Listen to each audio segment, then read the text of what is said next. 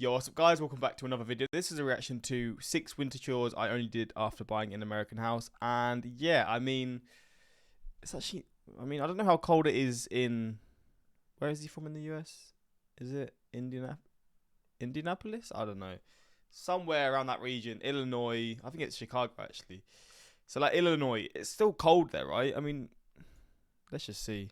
Chicago weather. -2. Oh, it's freezing. Oh, but just today. Oh, it's just a very cold day today. Other than that, it's not warm. It's pretty cold, but it's not freezing. Okay, but maybe this was filmed beforehand as well. But yeah, we're going to check this out. Hopefully going to enjoy. And yeah, we know how it is with reactions to Lost in the Pond at this point. But if you want more reactions, let me know what ones you want to see next. Links are in the description to my Patreon if you want to see some more of my reactions I can't post to YouTube for whatever reason. But yeah, let's jump into this and see some of the chores he has to do. It's probably a lot of stuff related to shoveling snow and all things like that. Like, it doesn't snow where I am, so I can't really relate. And plus, I live in an apartment as well. But having your own place in a place where the weather is like this, it must be a lot harder to maintain. But yeah, let's jump into it. Hello, I'm Lawrence and I'm on a quest to uncover all of the memos that Britain and America lost in the pond, and one of those memos pertains to winter chores. You're still thinking about the dog, aren't you? He's doing very well, and soon one winter chore that I'll have to do is fit him with tiny adorable snow boots. Yeah, but until then, in the last few days of winter, it's all about snowbound duties that I found myself doing since buying a house in the American Midwest. So if this is the sort of outrageous content that you're seeking and you're not yet subscribed to Lost in the Pond, do that now! Back when I rented, I barely knew that these chores even existed. But having closed on my house this winter, it's fair to say that I have not sat down since January 14th. And that dog video. And this one, obviously. Anyway, without any further ado, here are winter chores that I only did after buying a Midwestern house. Let's start by talking about the thermostat. After all this time, I don't really remember how it worked in Britain, but in the United States rented apartments, your heat is controlled by your... It's quite loud. ...your landlord. The problem with this is you... What? Your heat's controlled by your land... Wait. Am I hearing that right? Rented apartments, your heat is controlled by your landlord. What did you mean by that? What do you mean by that? Wait, I don't know what he's meaning, because, I rent and I can control the heat that I want. So I'm kind of confused. The problem with this is you never know what you're going to get. It could be too hot, depriving you of a good night's sleep, or too cold, depriving you of the chance to parade around in your underpants. But now that I'm a homeowner in the Midwest, I'm 100% in charge of my own temperatures, so long as it's the temperature that my wife wants. During winter, this is typically set between 68 and 72 degrees Fahrenheit in the daytime, and 63 degrees at night. Of course, having a puppy change... What is that in... I've always got to do this thing, because I want to see what compared to what I do. So 70.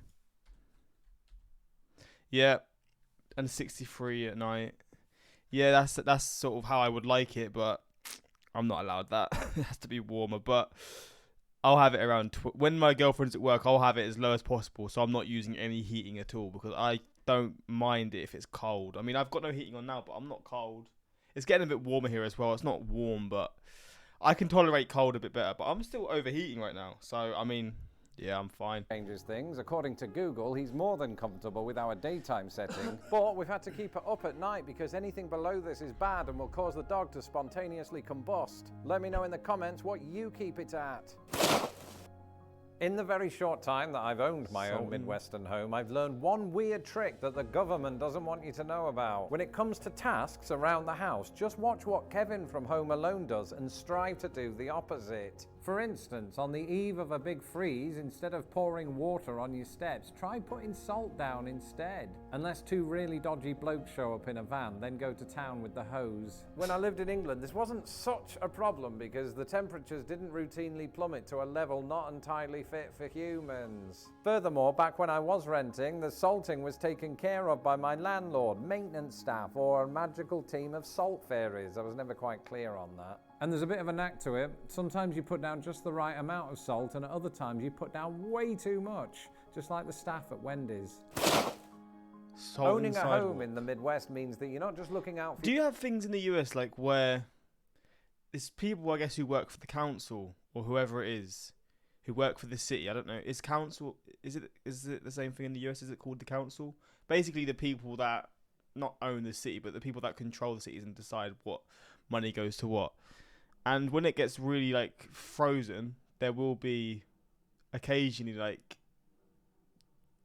vehicles that are used to salt the roads and stuff.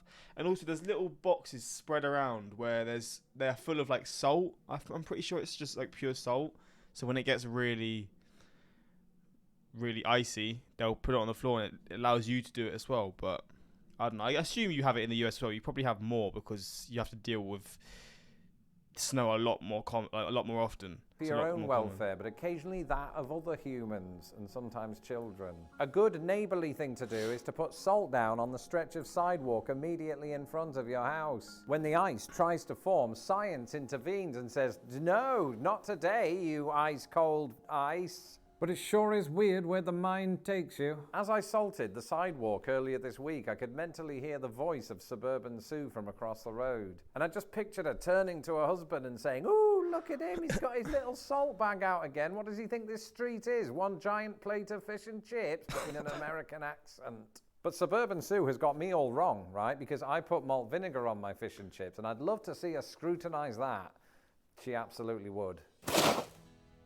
Of course, here in the Midwest, salt is not the only white substance to hit the ground, especially when you have cardinals flying about. But at this time of year, it's all about snow. No amount of salt is going to stop heavy snowfall from settling, which is why I recently purchased one of these. Actually, two of these. And I know what you're thinking. Ooh, Two. Lawrence, why do you have two completely identical snow shovels? And the breaks? answer is simple. I've no idea. Oh. But it's important to shovel snow off your front step. After all, you don't want to drag in that snow and get it all over your rug, because your dog will do that for you. Also, depending on the amount of snow that you get, you might not be able to open your front door. But in that scenario, I'm not sure how you'd even make it to your step. I mean, I'm not just going to jump out of my bathroom window again. When I was a renter, this step was magically taken care of before I'd even woken up, which, to be fair, was usually around 2 p.m. But I have to say, there is something oddly cathartic about showing the snow who's boss, even if the balance of power shifts somewhat when it falls on you from a roof. According to the Municipal Code of Chicago, we property owners are responsible for clearing... So you salt the sidewalk and you shovel it. I mean, it's good. What is it like just for your neighborhood? I guess it's good if everyone does that. Then it means it's going to be a lot easier to just walk around. But yeah, that's interesting that these sort of things are. I don't know. Is this a common thing? Do people do this, or is this just from his perspective? the sidewalk of not just ice, but snow. And I know that because Suburban Sue has the municipal code embossed on a yard sign. Sadly, when the recent snowfall came, most of it had melted before I could set up the camera and shovel my part of the sidewalk. So my team decided to use stock footage of a Midwestern man shoveling his. We reasoned that if we only showed him from behind, my subscribers would be none the wiser. My team deserves to be recognized for their groundbreaking work. That said, an anonymous chap was never going to be able to fully replicate my world-renowned shoveling technique. Basically, it involves me moving my shovel through the snow like it were an automobile. None of these short, swift lunges. I just drive on through the snow without stopping, only tossing my collection after several feet. In fact, if you keep watching, you'll be able to see that technique in action in approximately 45 seconds exactly. Shoveling Anyone path. who knows me knows that I work very hard on doing the bare minimum. So when it comes to salting the pathways in my backyard, I compromise by not salting the pathways in my backyard. And this is mostly fine because if I do want to get to the garage, I'll just walk across the lawn. That way, if I do fall over, I'll land in soft grass and dog. That said, it is important to at least see the pathways, and that's where shoveling comes in. What you're about to see is a rapid-fire video montage pathways, and that's where shoveling comes in. What you're about to see is a rapid-fire video montage that YouTubers often use to make an activity look more exciting than it is.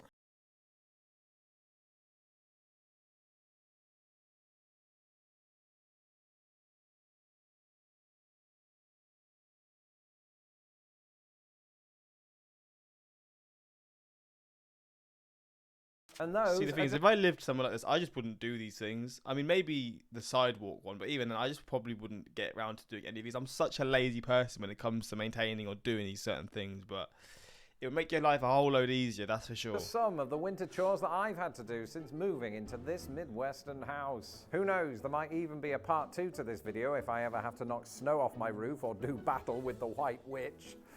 To be clear, that was a reference to Narnia, not Suburban Sue. And I know that because Suburban Sue has the municipal code. People might think I'm an ogre. Funny, isn't it, how Brits and Americans spell ogre the exact same way, even though America usually changes those RE endings. That's it for this video. What the fuck? Well, there we go. There we go. 6 winter chores. I guess it's the same anywhere, but just where I live, you don't have to really deal with any of these. Again, for starters, I live in an apartment. Secondly, it snowed for the first time about a week ago. I think this winter where I live. It snowed in other parts of England, but where I live, it never snows.